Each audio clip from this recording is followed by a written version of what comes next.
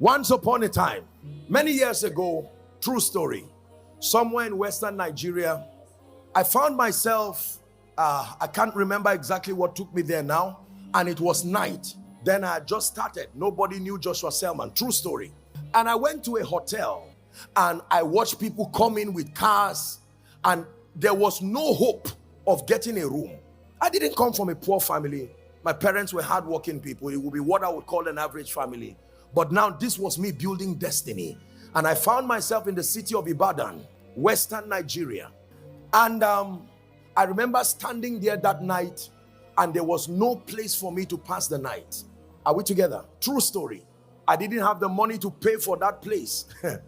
It was impossible. I would not even imagine it. And then I stood and I watched the place, and I sat somewhere.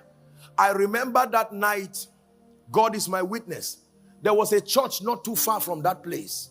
I had to attend a night vigil. I said, instead of wasting my time, I won't do 2-0.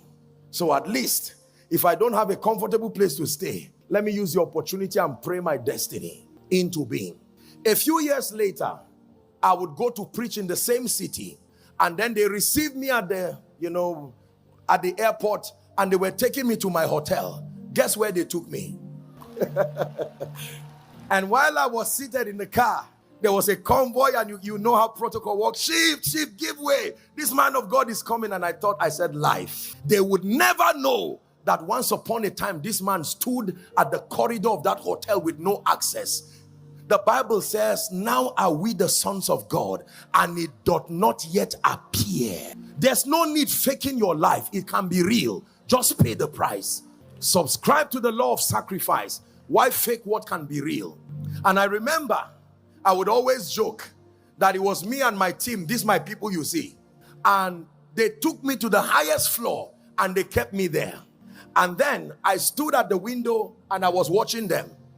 They were swimming and playing table tennis. We came to preach, but since God provided an extra comfort, we can as well taste and see that the Lord is good. And these guys were playing table tennis and I was watching them. And I said, my God, do you know one man's sacrifice can liberate a nation? Ask Nelson Mandela. One man's sacrifice can liberate generations. One man's sacrifice brought us into glory. I pray for someone. May your sacrifice be the reason why that curse will be lifted from your family. May your sacrifice in righteousness be the reason why your children will never beg for bread. May your sacrifice be the reason where 3-4 generations after you, they will thank God for your life.